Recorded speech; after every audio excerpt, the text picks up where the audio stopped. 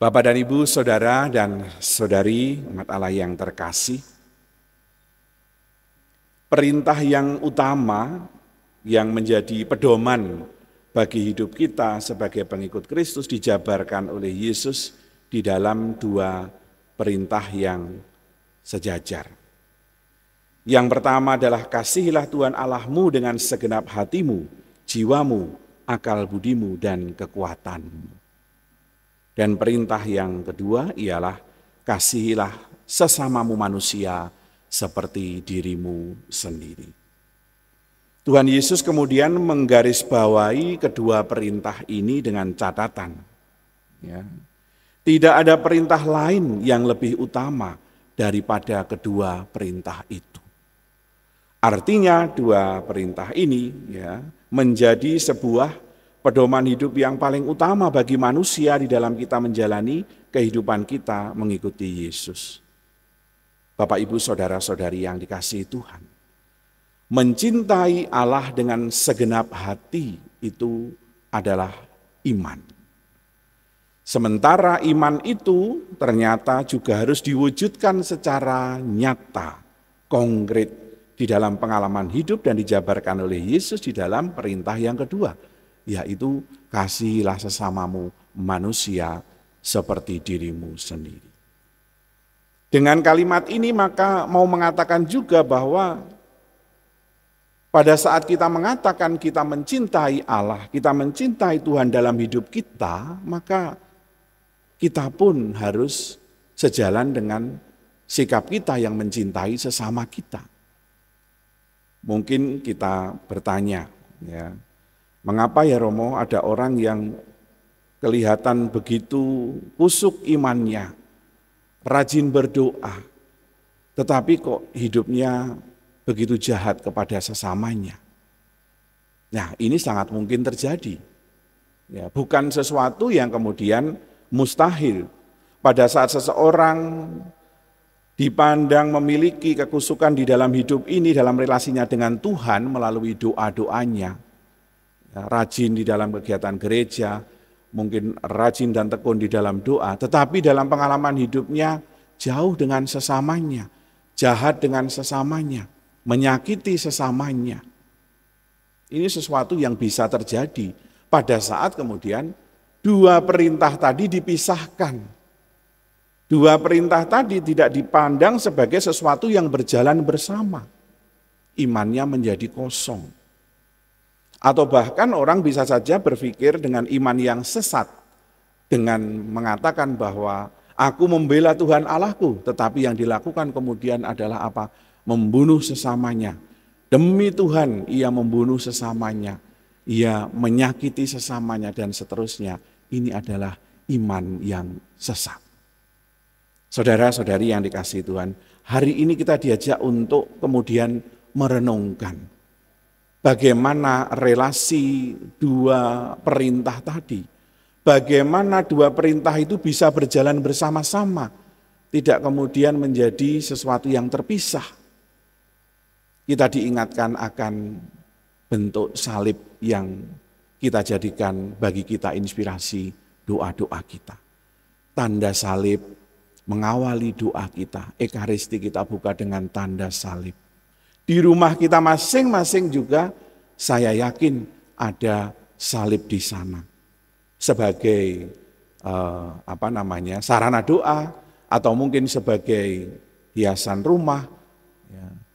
Salib itu sendiri kalau kita hayati adalah sebuah bentuk yang mau menyatakan bagaimana relasi kita dengan Tuhan di dalam tiang yang kuat, maka ia akan menjadi penopang untuk palang yang horizontal.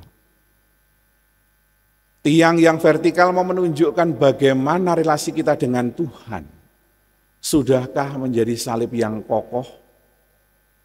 Relasi kita dengan Tuhan sudahkah menjadi sebuah peristiwa iman yang kuat, di mana kita sungguh menghayati bahwa Allah aku cintai dengan segenap hatiku, dengan segenap pikiranku atau akal budiku, dengan segenap kekuatanku.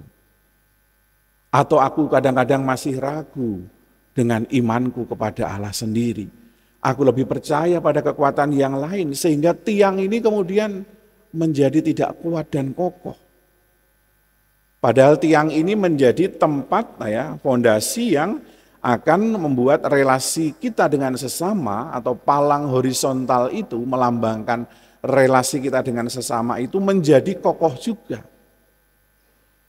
Dan supaya kita bisa membentuk salib itu sendiri, bukan hanya sekedar tiang saja, bukan juga hanya sekedar sebuah palang yang menggantung, maka apa yang kita wujudkan di dalam cinta kita kepada Allah itu harus kita wujudkan satu paket dengan kecintaan kita kepada sesama. Nah, saudara-saudari yang terkasih, inilah yang harusnya kita hayati dalam hidup ini. Semakin orang beriman dengan mendalam, semakin seseorang menghayati imannya ataupun agamanya, kemudian yang mengalir dari peristiwa itu adalah apa? Sikap yang penuh kasih kepada sesama, pandangan yang baik kepada sesama, relasi yang baik dengan sesama, perilaku yang baik kepada sesama. Mencintai harus didasari pada pandangan yang menganggap sesama sebagai pribadi yang berharga, pribadi yang setara dengan kita, siapapun itu, apapun kondisi mereka. Kemarin kita merayakan hari raya arwah semua orang beriman. Beberapa di antara kita menyempatkan diri untuk nyekar kepada leluhur. Ya. Saya waktu menyekar orang tua saya yang sudah meninggal, kemudian beberapa umat yang ikut dengan saya merasa heran waktu ikut ke makam orang tua saya. Di desa dia mengatakan, "Loh Romo, ini kok ada salib yang ini bukan Katolik semua ya Romo di makam ini." Lalu saya mengatakan bahwa inilah sebenarnya yang menjadi warisan dari para leluhur kami. Di mana makam di desa kami ya adanya satu itu untuk semua agama. Ya.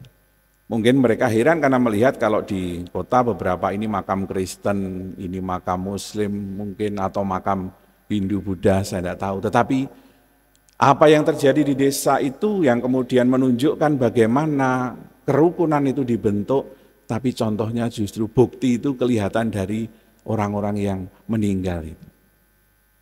Makam itu campur, jejer. Jadi pada saat kita hari raya orang beriman, lalu nyekar, membersihkan makam, ya semua dibersihkan. Tidak dipilih-pilih, oh yang salib dibersihkan, ini bukan salib, jangan. Ya. Atau sebaliknya, pada saat menjelang lebaran, biasanya saudara-saudari yang muslim itu membersihkan makam dan nyekar, ya makam orang-orang Katolik yang salib pun ya dibersihkan. Sebagai sebuah bentuk bagaimana penghayatan iman mereka, ya, kita sebagai pribadi yang beragama, beriman itu terwujud nyata dalam pengalaman hidup, memandang sesama itu saudara, memandang sesama itu pribadi yang harus dihargai, dicintai. Tetapi kadang-kadang penghayatan agama menjadi salah pada saat justru agama itu mengkotak-kotakkan seseorang, ya, membuat pemisah, membuat jarak, membuat perbedaan di antara satu dengan yang lain. Atau bahkan dengan memandang lebih hebat agamanya, lalu memperbolehkan orang untuk memandang rendah pribadi yang agama lain. Menyebut kafir dan sebagainya adalah bagian dari bagaimana kita belum bisa menghayati kesetaraan dalam relasi kita dengan sesama. Yesus yang kita ikuti mengajak kita untuk mewujudkan bagaimana iman itu, ya, persatuan kita dengan Tuhan itu justru membuat kita semakin kreatif mencintai sesama. Ya, menjadi kreatif itu mau mengatakan bentuk ungkapan kita mencintai sesama itu macam-macam. Baik itu dari kata-kata dan tindakan kita dalam hidup kita itu berbagai hal. Pada saat seorang itu beriman, maka apa yang terjadi di dalam diri orang ini mengungkapkan cinta yang begitu luas kepada banyak orang. Dulu saya beri contoh bagaimana Bapak Paus Fransiskus pada saat Ada seorang anak yang bertanya kepada Bapak Paus, "Bapak, apakah Bapak saya masuk surga karena Bapak saya seorang ateis?" Ya.